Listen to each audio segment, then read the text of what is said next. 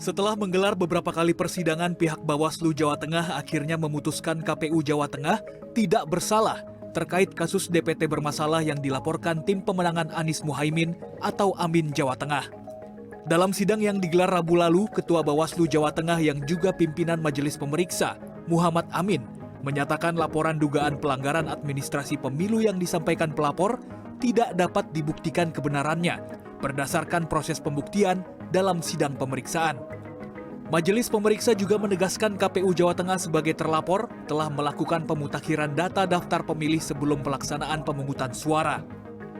Ya, hari ini diputuskan bahwa KPU Provinsi Jawa Tengah tidak melakukan pelanggaran tata cara dan prosedur terkait dengan pemutakhiran data pemilih untuk pemilu 2024. Kami sudah melakukan semua prosedurnya dan tertib dalam tahapan-tahapan pemutakhiran data pemilih. Jadi DPT kami 28.280 sekian itu adalah valid. Tim hukum Amin mengaku tidak puas dengan putusan Bawaslu. Tim hukum Amin sempat menyampaikan temuan suara siluman sebanyak 502.000 daftar pemilih tetap di bulan Juli 2023. Temuan itu antara lain tercatat pemilih yang berusia 1000 tahun, 100 tahun, hingga yang memiliki nama 1 dan 2 huruf saja, serta ada RT dan RW yang tercatat 0. Ada yang masih terganjal dalam diri saya secara pribadi, karena KPU sendiri itu sudah mengakui kesalahannya secara jelas. Bahkan dalam surat resmi yang dikirimkan ke kami, ada kesalahan 1.780 DPT bermasalah itu sudah diakui, tetapi kemudian diingkari dan bahkan sampai sekarang pun tidak ada bukti perbaikan yang diajukan oleh pihak KPU. Itu mungkin yang masih mengganjal. Dan mungkin itu bagian dari yang harus kita sampaikan ke pusat, apakah kita akan melakukan koreksi terhadap itu. Tim hukum Amin sedang mengkaji apakah akan mengajukan gugatan yang sama ke Bawaslu Pusat atau tidak.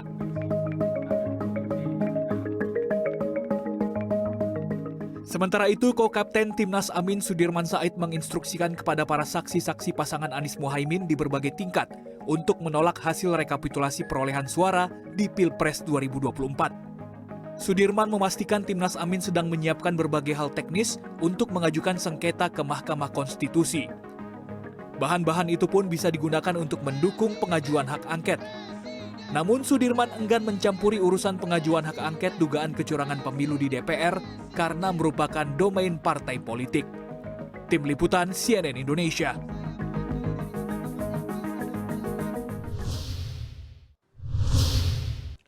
Penolakan hasil rekapitulasi penghitungan suara terjadi di banyak tempat, bahkan yang terbaru, Timnas Amin menyebut menginstruksikan kepada semua saksi di semua level untuk menolak hasil tersebut. Apa kemudian dampaknya? Akankah penolakan ini akan mengganggu tahapan pemilu? Serta mengapa diagram akumulasi suara pada Sirekap juga dihilangkan? Dan untuk membahasnya sudah tersambung bersama kami dari luar studio sejumlah narasumber. Pertama, Direktur Advokasi Sengketa Proses THN Amin Zaid Musyafi, kemudian Direktur Eksekutif Lingkar Madani Indonesia Ray Rangkuti. Selamat malam Pak Zaid dan Bang Ray, apa kabar?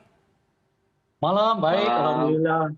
Alhamdulillah. Waalaikumsalam warahmatullahi. Dan kami juga sudah menghubungi dan masih terus mencoba menghubungi Komisioner KPU RI Idham Holik untuk bisa bergabung pada dialog kita pada malam hari ini. Saya langsung saja kalau begitu, saya ke Pak Zaid terlebih dahulu. Jadi Pak Zaid, ini apa kemudian alasannya begitu secara teknis kenapa Pak Sudirman Said menginstruksikan bahkan kalimatnya instruksi kepada semua level untuk menolak hasil rekapitulasi begitu Pak Zaid?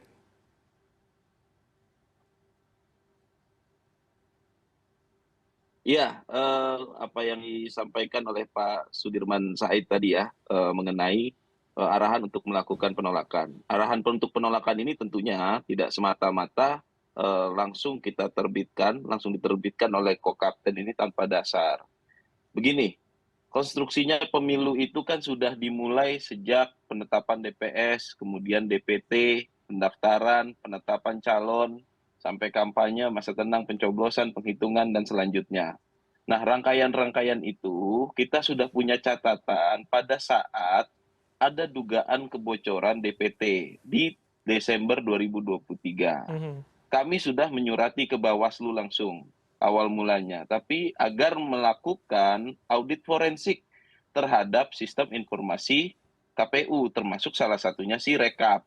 tapi permintaan kami terhadap Bawaslu ini agar meminta KPU melakukan audit forensik secara terbuka itu tidak direspon. Akhirnya pada bulan Februari kami dari tim hukum juga langsung menyurati lagi di tanggal 7 dan di tanggal 12 agar KPU ya secara terbuka mengundang auditor independen dan mengundang auditor perwakilan paslon 01, 02, dan 03 untuk melakukan audit secara bersama-sama mengenai sistem informasi KPU yang salah satunya ada Sirekap. Baik. Itu juga tidak digubris. Pak Zaid, dari situ, ini artinya penolakan ini karena kemudian protes-protes yang Anda sebutkan dari Desember itu tidak direspon begitu baik KPU dan juga Bawaslu, Pak Zaid?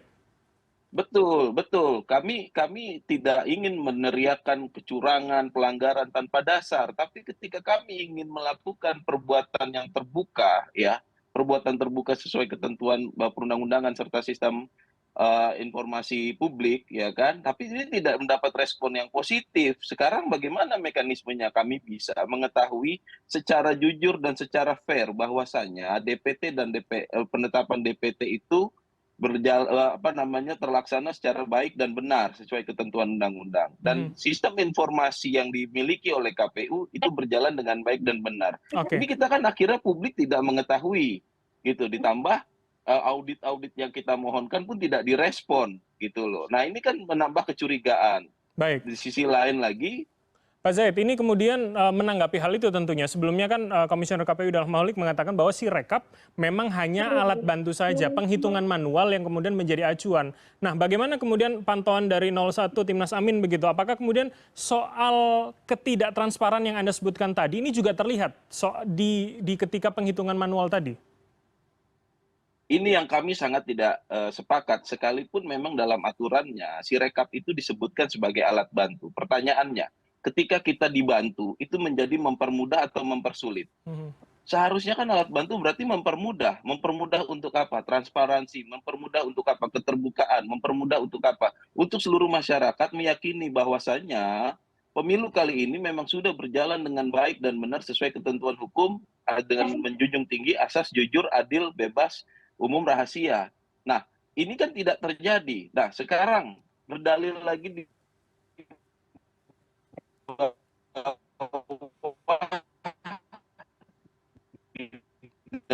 di balik bahwasanya saat bantu yang dihitung adalah yang digunakan adalah manual berjenjang. Kenapa pada tanggal 18 Februari KPU menerbitkan surat penghentian penghitungan manual berjenjang di tingkat kecamatan dengan alasan Sirekapnya lagi bermasalah?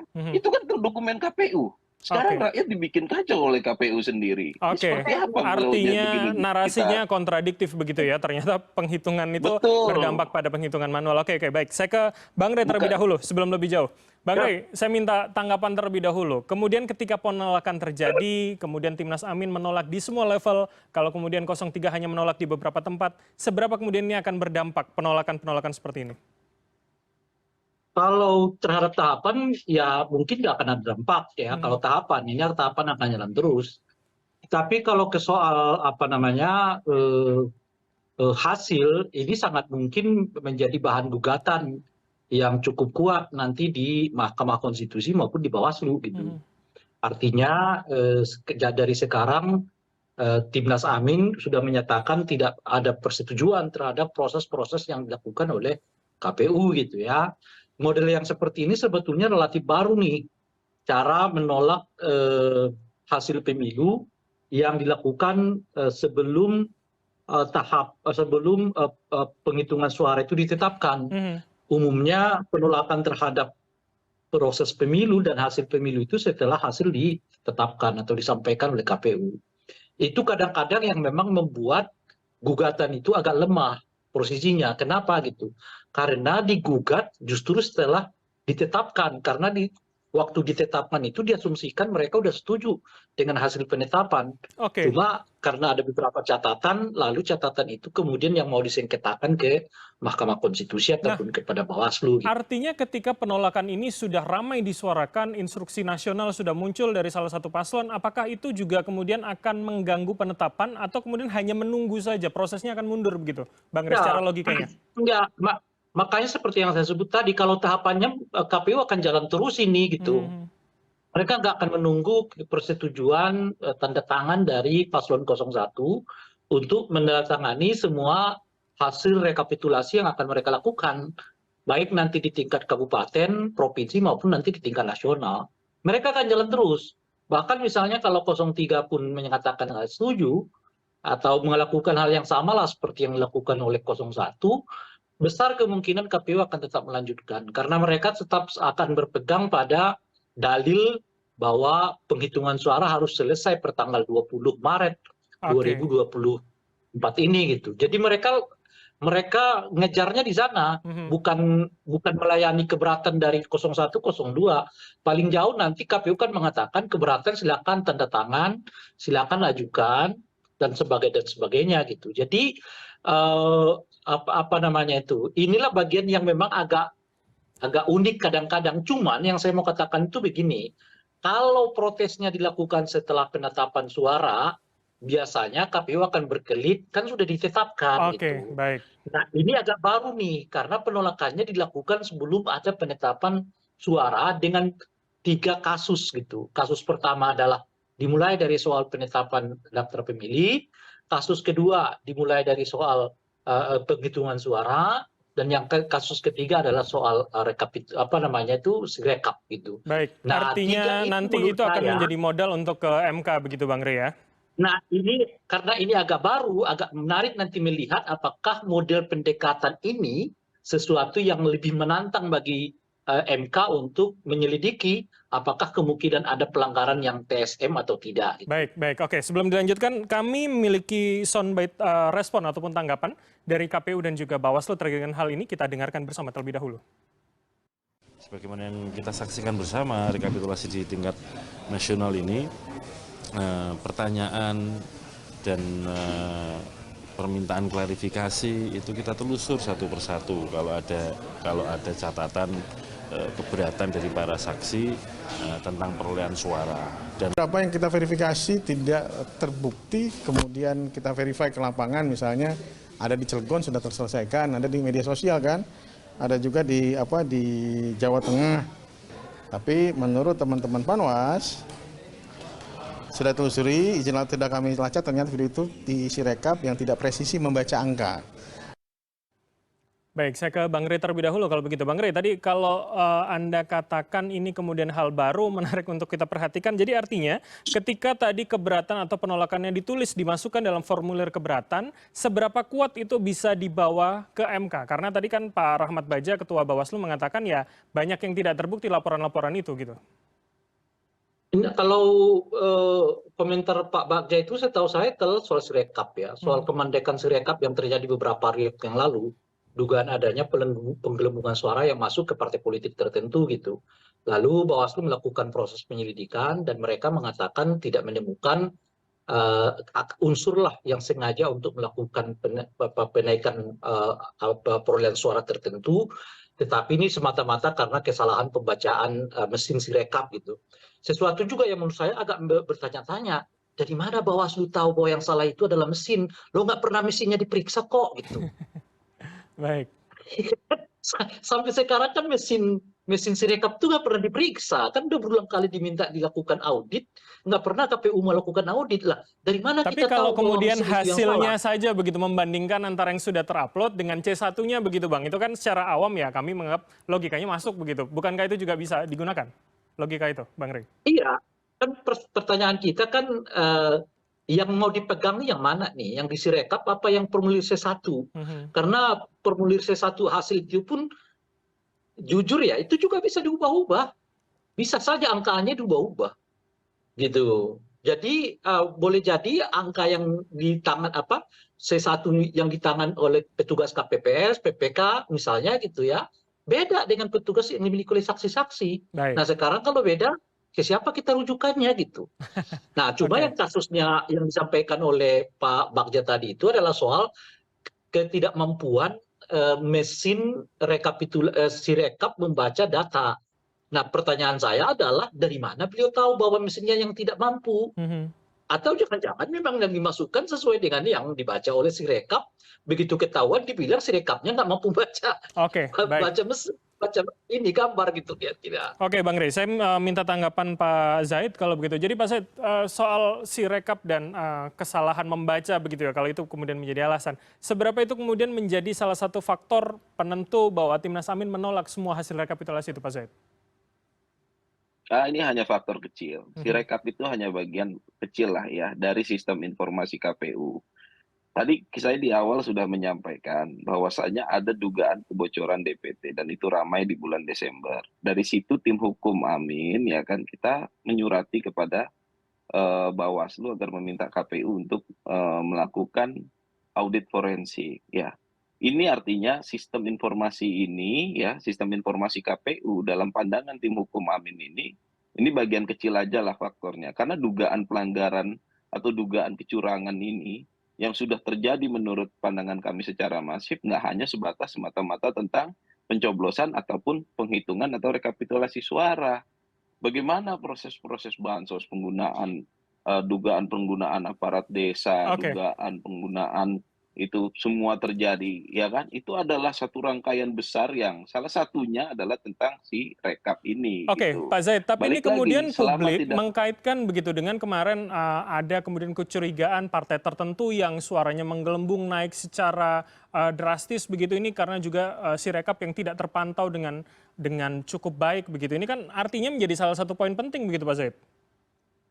Sangat penting, itu sangat penting. Betul sekali yang dibilang. Tapi kan begini, sekarang orang udah nggak kaget ketika ada salah satu partai yang notabene juga boleh dibilang, boleh diduga ya, adalah partai yang sangat dekat dengan penguasa, bahkan dipimpin oleh anak presiden, melakukan hal-hal yang patut diduga merupakan suatu pelanggaran karena bisa terjadi penelonjakan suara yang signifikan. Ya orang udah nggak begitu heran karena apa? Rangkaian-rangkaian ini dari awal nggak pernah dibenerin. Rangkaian-rangkaian ini dari awal tidak pernah dilakukan audit forensik yang baik dan benar. Baik. Nah ini adalah semua ya, saya rasa ini semua hanya puncak gunung es aja. Saya akan banyak lagi hal yang lebih besar yang nanti masyarakat akan lihat pada saat sidang di MK. Tentu nggak bisa kita sampaikan di sini karena ini bukan forumnya. Oke, artinya kemudian seperti yang dikatakan Bang Rey tadi begitu ya. Sebentar, kita akan jeda terlebih dahulu Bung Rey. Jadi saya akan tanyakan tanggapan Bung Rey dan juga Pak Zaid setelah jeda. Pemirsa tetaplah bersama kami di Pilihan Indonesia.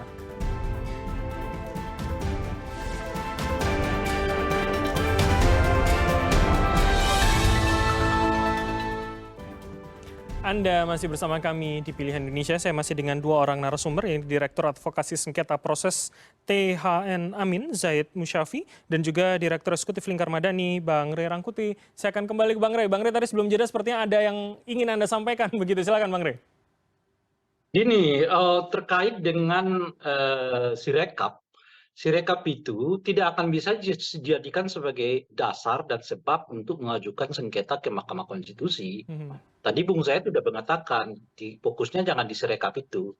Meskipun nanti itu bisa menjadi alat bantu untuk menjelaskan satu peristiwa gitu ya. Tapi itu nggak bisa dijadikan sebagai alat bukti dan nggak bisa dijadikan sebagai dasar untuk mengajukan sengketa. Lalu sengketanya pakai apa? Pakai dua problem yang kita sebutkan tadi, yaitu kemungkinan adanya dugaan penggelembungan suara ataupun pencurian suara dan macam-macam dan seterusnya itu dari perhitungan yang bersifat manual. Nah, oleh karena itu mungkin yang perlu ditekankan itu adalah menjaga formulir C1 hasil itu betul-betul dimiliki oleh semua tim saksi, ya baik dari 01, 02, dan 03, untuk memastikan bahwa tidak terjadi padulipat suara, khususnya yang terjadi di formulir C1 hasil gitu. Nah, ya yang saya pahami dari yang dilakukan oleh tim 01 ini adalah menolak untuk menindaklanjuti ataupun mendatangani semua proses penghitungan suara di semua level ya yang dilakukan oleh KPU sekarang yang terkait dengan yang manual gitu. Nah, ini yang menurut saya menarik gitu. Karena ini kasus pertama di mana ada pasangan calon menolak melakukan penandatanganan terhadap rekapitulasi yang dilakukan secara berjenjang. Nah, kenapa? Tapi ini strategis. Kenapa? Karena itulah kemudian nanti menjadi dasar bagi 01 itu melakukan sengketa yang bersifat TSM. Baik. Jadi mereka merasa kemudian nggak mengajukan lagi soal dugaan adanya misalnya gitu ya selisih suara dengan 02. Nah kan kalau biasanya sengketanya karena berdasarkan itu tinggal dihitung berapa kira-kira yang kurang, berapa macam-macam dan seterusnya. Nah yang kurang jelas bagi saya ini sekarang dari 01, apa yang mengakibatkan mereka memerintahkan untuk tidak menandatangani rekapitulasi perhitungan suara yang dilakukan secara berjenjang ini. Apakah karena mereka merasa suara mereka dicuri? Apakah mereka merasa bahwa ada paslon lain yang suaranya sengaja dinaikkan? Apakah karena mereka merasa bahwa penghitungan suara dilakukan tidak sesuai dengan perhitungan, Baik. misalnya dapatnya 3 tapi dibaca 5 dan seterusnya. Ini yang saya belum dapat jelas dari 01 ini. Kalau begitu kita konfirmasi Bang Rey ke Pak Zahid, silakan. Ya. Makasih Bang Rey, mungkin pertanyaannya nggak bisa saya jawab di sini Bang Rey, karena apapun ceritanya strategi dapur kita kan harus kita well prepare. Atau ini ya. kemudian menjadi materi ajuan begitu Pak Zahid? Saya belum tahu pimpinan kami nanti yang akan memutuskan materinya yang mana aja. Tapi yang pasti segala bentuk dugaan pelanggaran, segala bentuk dugaan kecurangan, kami akan melawan dengan cara yang dibenarkan oleh undang-undang. Bagi kami, penolakan tanda tangan itu tidak melanggar undang-undang. Jika memang ada hal yang bertentangan secara ketentuan. Apa saja itu ya, itu kan sudah jelas ya kan, apa sajanya ya kan. Nah, dari bukti-bukti penolakan tanda tangan itu, di seluruh tingkatan itu semua punya reason. Semua punya alasan dan hal itu tidak melanggar konstitusi, apalagi melanggar kode etik konstitusi, ya kan? Jadi tidak ada aturan yang kita langgar, ya kita melakukan semua sesuai prosedur. Baik, oke. Bahkan laporan-laporan ke Bawaslu pun kami terus berjalan dan laporan ke DKPP kami terus berjalan. Oke, gitu. Bang Pak Zahid, berarti kalau semua jalur ditempuh, apalagi kemudian ini kami publik membacanya sepertinya seakan-akan bebarengan ini, apalagi hak angket sedang diajukan, digulirkan di DPR begitu, walaupun koalisi Anda hanya PKB dan PKS begitu ya, Nasdem belum terlihat begitu. Nah, artinya semua ini akan dilakukan secara terkoordinasi begitu, paling tidak dari koalisi Anda, Timnas Amin? Saya tidak bisa membicarakan keputusan di tataran koalisi, tapi kami dari tim hukum hanya menempuh proses hukum yang dibenarkan undang-undang untuk melawan segala bentuk ketidakbenaran dan segala bentuk dugaan kecurangan yang terjadi dalam pemilu ini. Karena kami ingin pemimpin yang kita pilih adalah pemimpin yang legitimate di mata masyarakat, dan masyarakat harus fair, dan penyelenggara juga harus lebih fair, dan pengawas juga harus lebih fair ya, dalam mewujudkan pemimpin yang memiliki legitimasi di mata masyarakat ke depannya. Oke, jadi artinya apa yang terjadi kemudian di Senayan, di gedung DPR itu tidak terkoordinasikan, artinya ada chamber yang berbeda begitu di Timnas Amin? Saya nggak bisa bicara terkoordinasikan atau tidak, karena saya sendiri juga tidak berkoordinasi untuk hal yang itu. Jadi dalam konteks tim hukum, kita melakukan pendampingan hukum dan proses advokasi hukum di seluruh provinsi.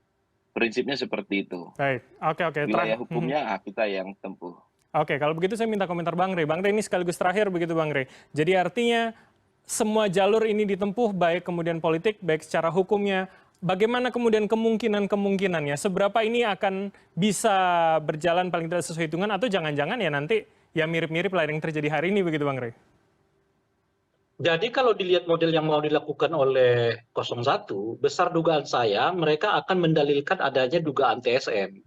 Jadi bukan hanya sengketa yang berhubungan dengan selisih suara, seperti yang agak lazim sekarang dilakukan di Mahkamah Konstitusi. Di Mahkamah Konstitusi itu yang dibicarakan itu kan adalah soal selisih suara, dugaan adanya suara hilang, bla bla bla gitu. Dengan tidak mereka tanda tangani rekapitulasi perhitungan suara di semua jenjang dari sekarang ini, lalu dengan menyayangkan, menolak pada tingkat tertentu, misalnya penetapan daftar pemilih tetap di beberapa tempat yang dianggap bermasalah dan seterusnya itu, saya kira skenario yang dibangun oleh 01 ini adalah mulai kembali mendalilkan dugaan adanya pelanggaran yang bersifat TSM. Dari mana dimulainya itu? Sejak dari penetapan daftar pemilih sampai ke proses penghitungan suara, termasuk nanti mungkin di dalamnya itu adalah soal apa namanya itu kampanye, setelah kampanye itu adalah masa pencoblosan, sekarang masa penghitungan suara. Nah itu mereka buktikan tentu dari DPT, di mana mereka sudah melaporkan ke sana kemari, misalnya soal bansos dilaporkan ke sana kemari, misalnya. Nah terakhir adalah mereka mendalilkan dugaan adanya berbagai kecurigaan terkait dengan penetapan hasil rekapitulasi di berbagai jenjang. Nah, itu Yang boleh jadi pembuktiannya nggak kalau sesuai, kita tapi lihat dikatakan dengan dan yang ada hari sebagainya. ini seberapa sulit gitu Bang Rey? Atau kemudian seberapa masuk akal yang ada yang kemudian diargumentasikan hari ini Kita untuk dibuktikan di MK? MK ini kan bisa berubah-ubah wajahnya ya. Salah satu yang menarik itu adalah soal mereka bisa kok menerima misalnya GR terkait dengan 4% proporsional parliamentary threshold kan. Padahal itu sudah hampir puluhan kali di GR dan nggak pernah lolos. Tapi kali ini lolos gitu.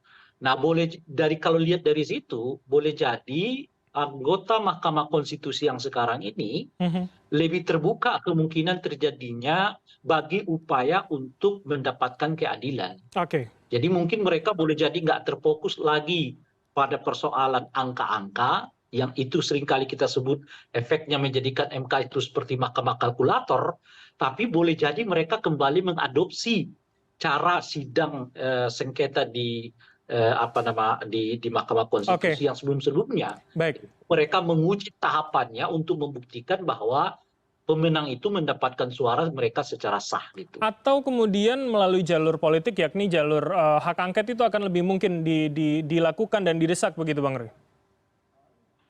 Saya kira enggak, karena hak angket itu nggak bisa mengkoreksi penghitungan suara macam-macam dan sebagainya gitu. Tapi dugaan pemilu kan bisa masuk di situ Bang Rey? Iya, tapi makanya hasil-hasil yang akan didapatkan nanti dari sidang di Bawaslu maupun nanti sidang di MK itu dapat menguatkan ya kesimpulan-kesimpulan yang akan diambil kalau hak angketnya berlangsung sampai ke rapat paripurna penetapan hasil gitu. Oke, jadi bisa seiring berjalan begitu ya. Kita publik hanya menantikan bagaimana kemudian ini akan berjalan apalagi pasca 20 Maret nanti. Terima kasih atas waktu dan juga insight dari para narasumber. Pertama adalah Pak Zaid Musyafi, Direktur Advokasi Sengketa Proses THN Amin. Kemudian juga ada Bang Rey Rangkuti, Direktur Eksekutif Lingkar Madani. Terima kasih, selamat malam, sehat selalu semuanya. Sama-sama.